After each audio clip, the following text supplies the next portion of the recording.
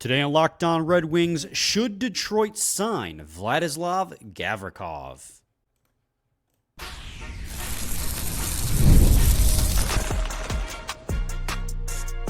You're Locked On Red Wings, your daily podcast on the Detroit Red Wings. Part of the Locked On Podcast Network, your team every day. Welcome back to the Locked On Red Wings podcast. I am your host, Brian Fisher. I am a color commentator for Oakland University ACHA D1 men's hockey. I'm going solo today. No Scotty, but don't worry. We have an exciting episode ahead talking about probably the top defenseman on the market. Some would argue Aaron Ekblad, but we'll talk about him at a later date, I'm sure. Vladislav Gavrikov of the LA Kings. And I don't know what it is about the LA Kings, but somehow back-to-back years, they have probably the most sought-after / underrated defenseman on the market. And people probably hear me say that and go, how can you be the most sought-after but also the most underrated defenseman on the market? And I say that because leading into the last probably month, no one really knew about Gavrikov, right? That's kind of a narrative that's gaining steam. Same thing with Matt Roy last year. It was kind of leading into free agency. People started to catch on, hey, this guy's pretty good, and we'll get a nice contract leading into free agency. And Gavrikov, again, this year is that guy. I think the bigger name player is Aaron Ekblad.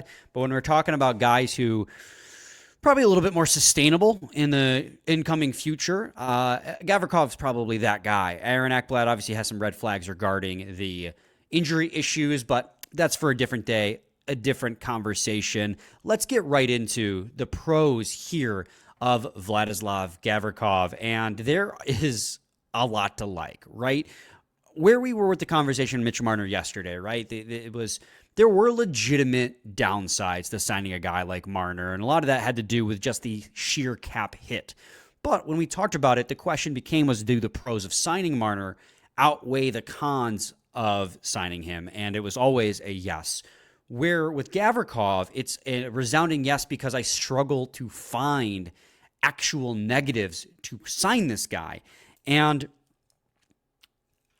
that has to do with the fact that when you look at the data, the raw data, the stuff that people like, right? The points, the hits, the blocks, all that stuff, that's all great. When you look at the underlying metrics that people like me care about and other nerds care about, but maybe not so much the more, I guess you could say, retro fans. I don't know if that's the right word to use here, but the classic fans, the Corsi for, Fenwick, expected goals for, they might not care for it that much, but I do. Everything reflects great on Gavrikov, including the cap projection, and I'll talk about that in a little bit here. But let's talk first the surface level stuff. Vladislav Gavrikov is a left shot defenseman, 6'3", 220 pounds, 29 years old. He's coming off a contract of $5.875 million. That's hefty. And that's hefty in the terms of people would expect the next contract to come in and be a lot of money. But that's not necessarily the case.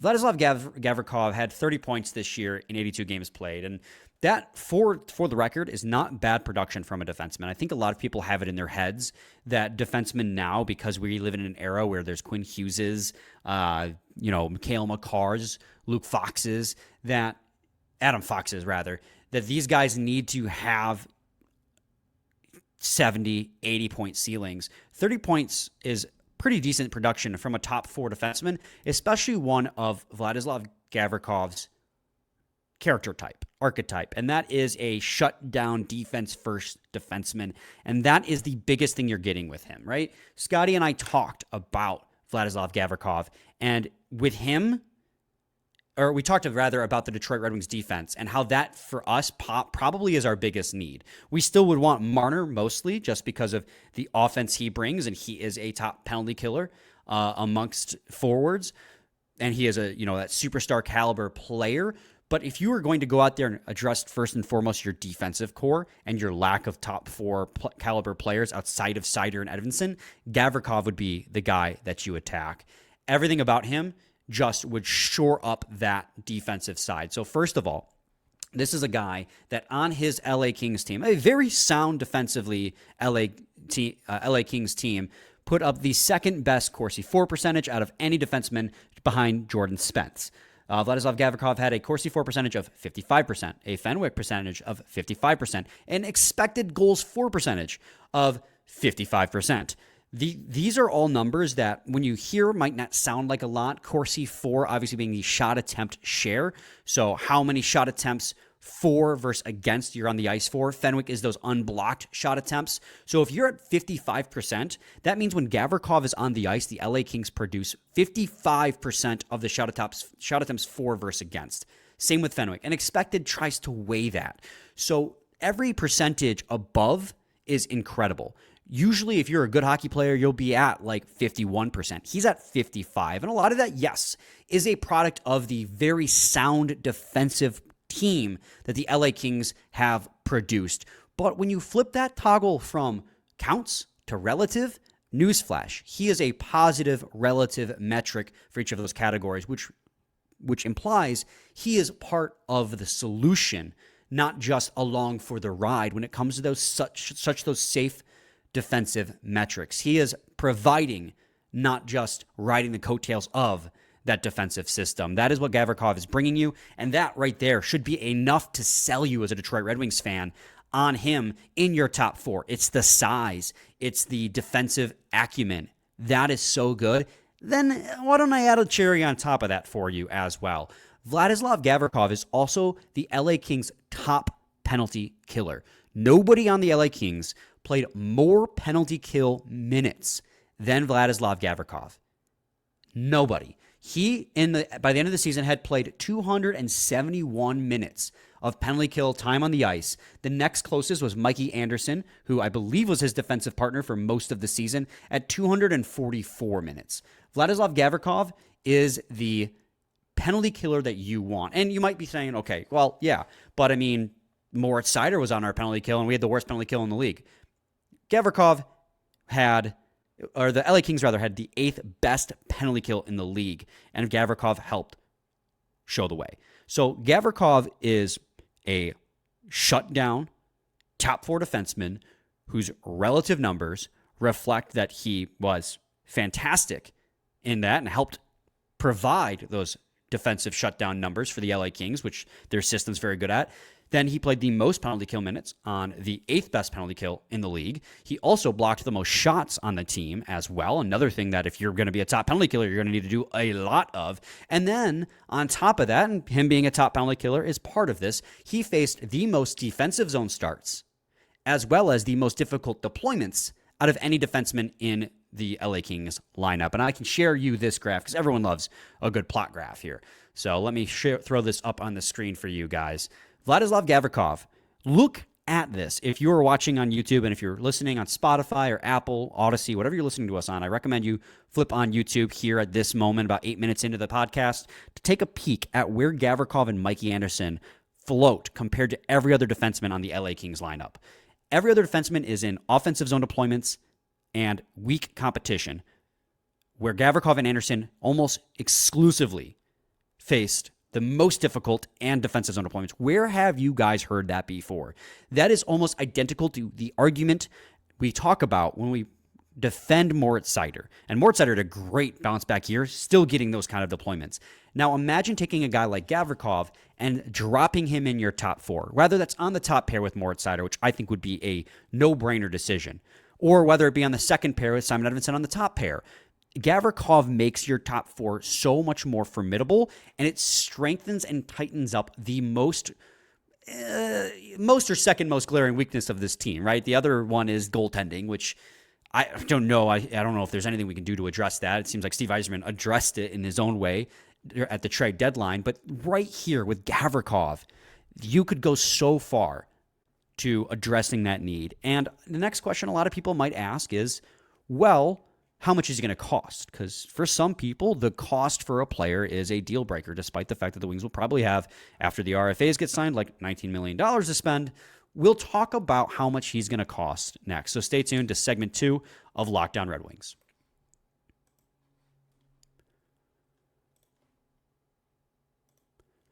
Looking for a snack that's both delicious and nutritious? Crack into a good source of protein with Wonderful Pistachios. Wonderful Pistachios is one of the highest protein nuts.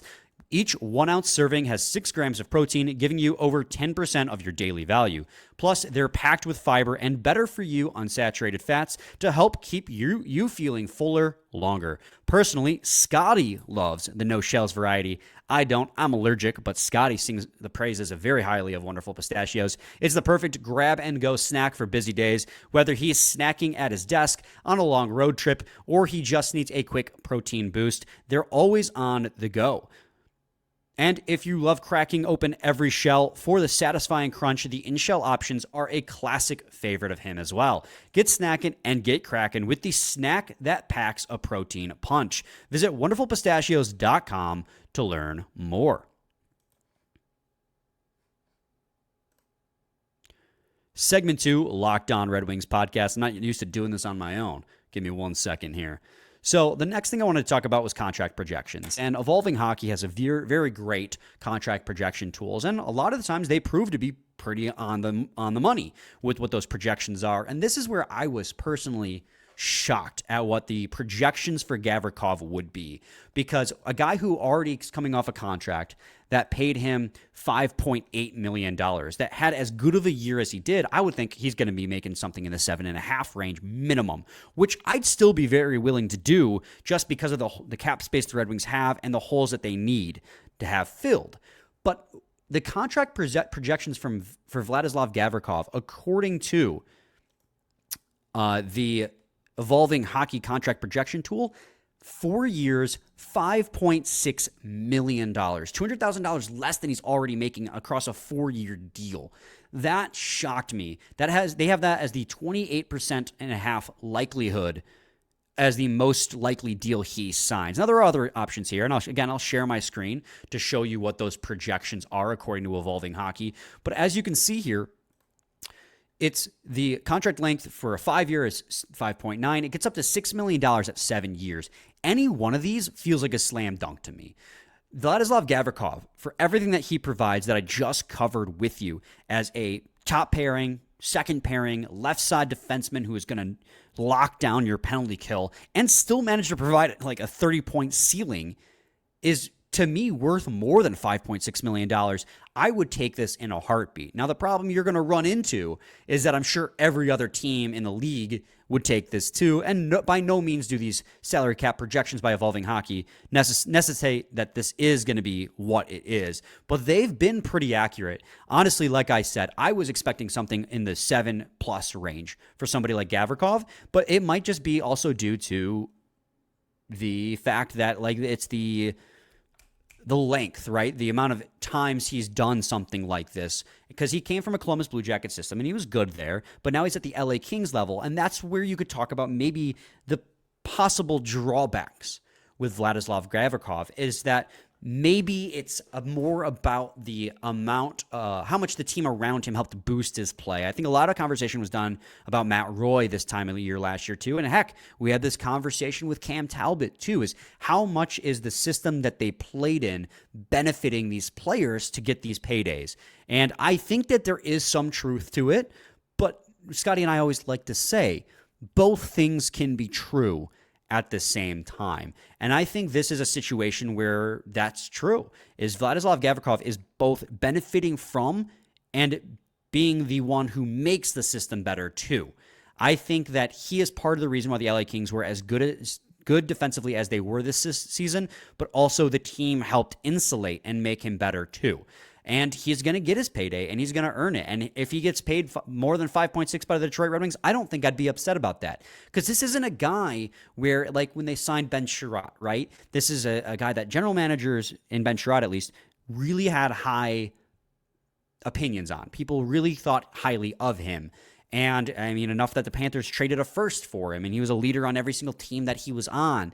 But fans saw him as a give-and-take guy. Ben Sherratt taketh and Ben Sherratt giveth, right? That's something that we always say on this podcast. He has those good games and those bad games, and that's who we signed, who the Red Wings signed. 4 years, $4.5 million or whatever it was. And this is a guy who gives you those cold streaks and hot streaks. But this last season, Gavrikov was not that. He was consistent the whole time. He was very good the whole time. And he's going to get that payday, and it's going to be worth it. It's not another Justin Hull situation either. Like, this is a guy who, when he signs 5.6, you know what you're going to get out of him.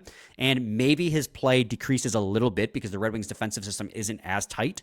But every underlying metric that he has screams that he was adding to that system, not riding the coattails of, as I keep saying. So Gavrikov, 4 years, 5.6, 5 years at 5.9, 7 years at 6.0, whatever. Absolutely worth it, in my opinion. He fills one of the biggest needs this team has, and the downsides are so small. And another thing, too, to talk about with somebody like Gavrikov as well is the fact that he's only 29. And I think some people can look at 29 years old and maybe think that that's a downside. And I have that as the background here on the show sheet, so to say, as long as I can pull it back up here. Here we go. I'm not used to doing this. Is that maybe 29 years old is too old to give a 4-year deal to? No. I strongly disagree. Now, if you want to argue 7 years, yeah, I mean, he would be 36 by the time that contract expires. He's turning 30, I think, in November. So, yeah, that'd be a little steep. The years, the term would definitely worry me. I wouldn't want to give a 7-year deal to somebody like him necessarily, but I also wouldn't snub my nose at it because at the same time, I can't talk out of both sides of my mouth. I can't say that Steve Yzerman needs to make this team better now by signing a difference maker in free agency, and then at the same time go, ooh, not that guy. And that's kind of what we're running in with Marner too, right? We keep saying that Yzerman can't keep signing middle-of-the-pack guys to contracts, but then at the same time snub our nose at these big-time players when they hit free agency. Obviously, different tiers for Marner and Gavrikov. Like, Marner is legitimately star tier, and Gavrikov is a top pairing guy, second pairing guy. Different qualifiers there, but it's the same concept applies. You can't say Yzerman needs to take a swing and then say, but not at that cost. It's one or the other in this situation. And if I wouldn't love a 7-year deal for someone like Gavrikov, just because, again, you don't want to be paying him until he's 36, but at the same time, like, that cap hit is not bad, and as the cap rises, $6 million is going to look like a steal by the time he's 34 years old, 35 years old. So I don't see under any circumstance where I'd probably say no. There'd definitely be contracts where I'd be happier. That 4 at 5.6, if that's the number, slam dunk. He's out of here. His contract will be up by 33 years old, 34 years old, and that cap hit is just phenomenal. Even if it's 6.5 across 4. This is a guy who's going to just, again, help solidify your biggest needs. So age is really the biggest concern that I think people are going to have with him. But him being 29, turning to 30, he's in the prime of his career. A 4-year deal, his contract would be up right at the tail end of that contract. It just seems like such a non-issue for me. But anyways, I'm going to take a quick break. When we return, we're going to talk about other teams. That's going to be the problem with Gavrikov, and that might push that projected cap number up because this is a guy I think a lot of teams are going to want, much like Matt Roy last year. So stay tuned to segment 3 of Locked On Red Wings.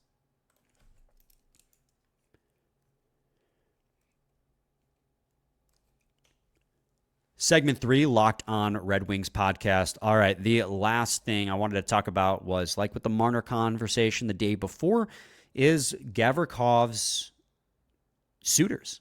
And he's going to have a lot, much like Marner. And because of the way he plays, right, the position he plays, the archetype he is, he's going to be a lot more affordable for a lot more teams. And I think every team could be in the market for another top 4 penalty killer. And that's what Gavrikov is. And this is one of those situations where those many suitors are going to push his cap number up. And like I said, I was expecting something up 7+ for Gavrikov. If you remember on social media the other day, I was posting potential rosters out for the Detroit Red Wings, and I had him at $7 million. I genuinely thought he was going to be 7.75. So to my surprise to see these projections so low, I mean, I was more than happy about it, but with these many suitors, that might be what pushes his contract number up. But I'd still sign him. The question is would he want to come here? And I think you run into the same situation you run in with the Marner conversation, even more so just because of his affordable, potentially affordable cap number. I shouldn't take this number for gospel. But with who he is there a single team in the league that would not want him? No. I think the LA Kings are probably prioritizing, because they'll also have cap space coming off the books, keeping him. So there is also the potential he doesn't hit the market. But if he does, you'll have to sell him on the fact that you're going to come here, you're going to be our top penalty killer with Moritz Seider on your other pair, on the other side of your pair, rather. And we are an up-and-coming team that you're going to help take to the next level with a plethora of young players behind him, behind you, that are going to come and help reinforce this team and make them better. You have to sell him on being a difference maker for a team that is up and coming and it has a future of long-term sustained success, which I think is the selling point for all of these players that you're trying to bring in. We talked about this with Marner yesterday, because you can't go to this player and say, hey, with you, we're a cup contender, because that's not true. Even with Marner, that's not true. This team has other holes to fill. But a guy like Gavrikov would go a long way to make this team a playoff contender. And there is a bright future still behind the Red Wings with more guys on the way. The cabinet is full. And you still have your draft picks to trade for and sell to add to the current talent level that is here. And that is something that you can sell Gavrikov in. But at the end of the day, that might not be enough, because with the cap growing the way it is, there's half the league that's going to have Gavrikov money right now and are in better positions than, literally half the league is in a better position than you are, because you finished 13th worst in the league. There's innumerable many teams that can take their money, throw it at Gavrikov and say, hey, our cup window's open now. I was talking to my buddy about the fact that the Washington Capitals, with Nicholas Backstrom coming off their books, could afford a Gavrikov. They wouldn't be able to do much else. But, you say to Gavrikov, how about you join your former teammate in Matt Roy here in Washington, where they just came this close to the President's Trophy, got eliminated in the second round, but clearly have a very good hockey team, and you still can help Alex Ovechkin in the waning years of his career. Like, that's going to be a hard sell to pass up on. The same thing can be true with the Boston Bruins. Hey, we had a down year, but we still have David Pastrnak. One Gavrikov could put us back on top. They're a terrible defensive team. Gavrikov could make them a better defensive team, help Jeremy Swayman bounce back. You got teams like the Ottawa Senators, even the Toronto Maple Leafs. If they let Marner and Tavares go, how huge of an addition would Gavrikov be to their defense to help fill in their biggest holes? Like, that's going to be the hardest sell if you're the Detroit Red Wings, is selling him on the future of this lineup. But at the end of the day, money does talk too. So if you make an offer that other teams can't match and they can't refuse, he'll be here. And as I put, I'd be okay with going up to like $7 million with Gavrikov, because this is a guy that would fill a top 4 role immediately when you don't really have a lot of top 4 prospects in the pipeline. We talked about that too when we brought up the the prospect system of the Red Wings, right? Like, a lot of their top defensive prospects are here right now. Seider and Edvinsson. Who else do you have? ASP in the future, maybe. But what he'll turn into at the NHL level, that's still left up to be decided. And after seeing him in Grand Rapids during their playoff run, I do think he'll probably end up in Grand Rapids again next year, because he looks like he needs a little bit of seasoning to get stronger, get bigger, learn how to play defense against grown men on North American ice. So immediately, you need to solve your problem from the outside, because Tuomisto, I don't know, is going to be an NHL player. Wallander, I think, will, but at best is going to be a 7th D-man or a 3rd pair defenseman. Anton Johansson, I think, is actually a really solid player. I do think he's going to be a defenseman in the NHL, but he's a couple years away yet. I think highly of him, as does Max Boltman and Let's Go Red Wings prospects. A lot of us do. But I think he's still a little bit of ways yet. So who do you have next year to help solve that issue? You got to go to the outside. And Gavrikov, you might have to make an offer he can't refuse. It might be a little bit pricey, but for the guy you're getting, I think it's worth it.